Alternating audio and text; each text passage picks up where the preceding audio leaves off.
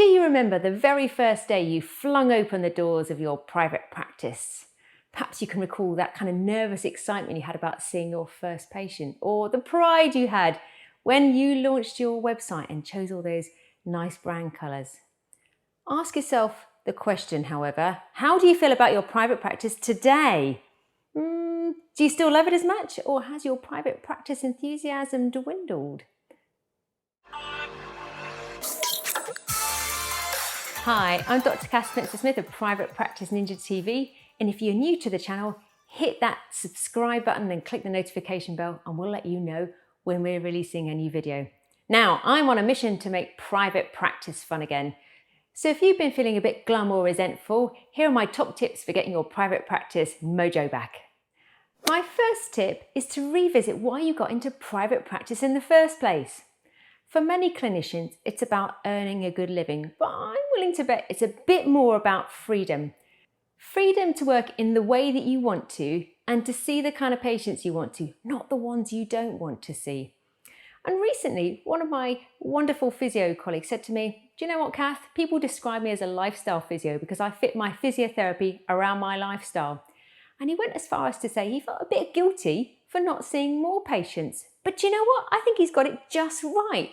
Private practice should work for you and not the other way around. So ask yourself, if you had to continue working in the same manner for the next 10 years, would you be thinking, yay, this is great, or pretty resentful and fed up?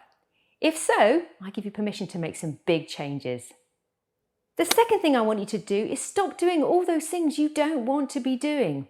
And I'm going to call out the biggest bugbear for most clinicians in private practice. It's called admin. The thing is, far too many clinicians are spending far too much time doing admin. And I reckon this is what kills off our creativity, our willingness to do marketing activities, and most importantly, it's what crushes the bottom line in our private practice. I do 2 hours of admin per week, and I see on average about 50 patients. How do I make it fit into just 2 hours? Well, when the patient's in clinic with me, I dictate a 30-second letter. That dictation gets outsourced, it gets transcribed by somebody else.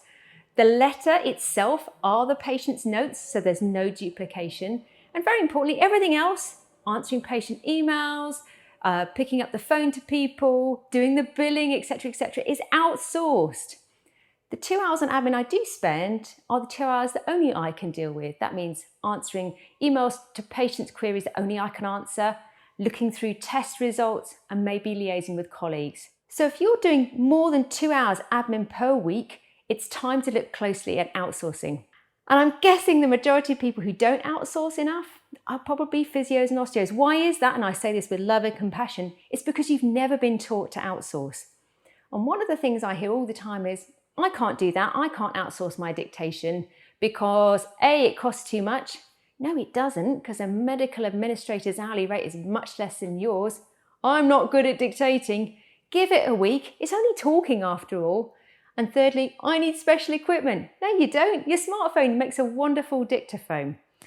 So the only thing you should be doing are seeing patients, marketing, and being the visionary for your private practice. One extra patient, just a simple follow-up patient per clinic, covers all the admin costs if you're a physio or osteo.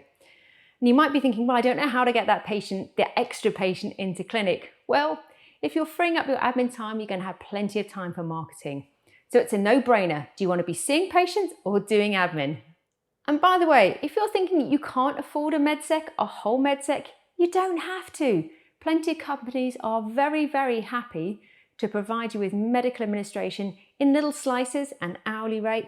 So if you're not able to pick up that phone call from the patient that wants to book into your clinic, what happens? They ring somebody else. So you're actually losing patients.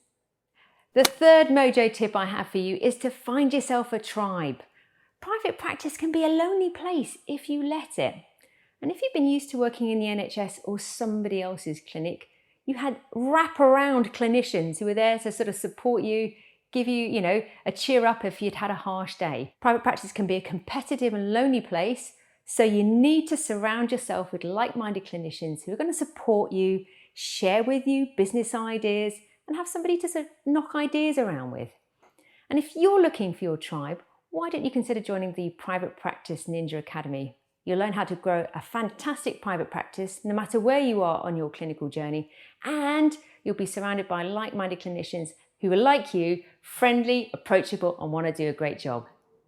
I'm Dr. Cass Smith at Private Practice Ninja TV. If you've liked what you've seen, give us a thumbs up, hit that subscribe button, click the notification bell, and we'll see you next time.